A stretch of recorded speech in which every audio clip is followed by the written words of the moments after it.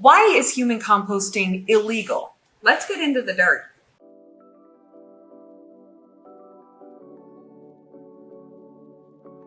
Hey Return Homies, quick interjection. Did you know that we have a merch store? You should totally go check it out. It's at www.i'dratherbecompost.com and it's pretty awesome. We got a ton of things like stickers. So link in the description or just type it in yourself. Peace out. Back to you, Bri and Katie. I like to get it out of the way at the very beginning that it's not that human composting is illegal, it's just that it hasn't been legalized in every single state or country yet. So in each state, the language for the form of disposition has to be written into the legislation. Each state is different, so each state has different language.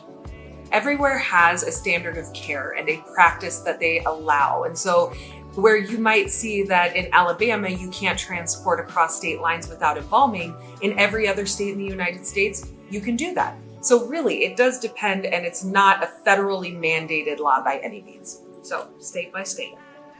When we talk about states passing this legislation, it's really important to know which ones have and which ones haven't. So just to keep the list short, the list of the ones that have are Washington, Oregon, Colorado, California, Vermont, New York. and that's it for now. But we know that there's a ton of other states that have legislation pending. That's of January 2023. So Washington state was the first place to legalize, which means since then, each state has taken the laws that work from Washington and kind of changed them to fit their own. So here's some things that we would change about Washington's law.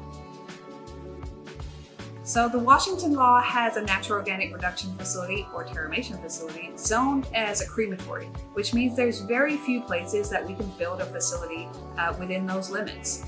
The thing about that is that our emissions are so much less than a crematory, it just doesn't make sense to have our facility and a crematory regulated the same exact way. Our outputs are not the same at all.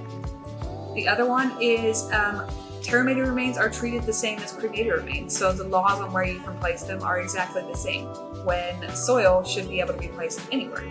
We also don't have a standard operating procedure in the state law. So that means that every single provider who offers this service does a completely different thing with each person. The end result is not the same, the process is not the same, and that's why we're here and a transparent resource for you at Return Home so that you can tell the difference between our services and other services.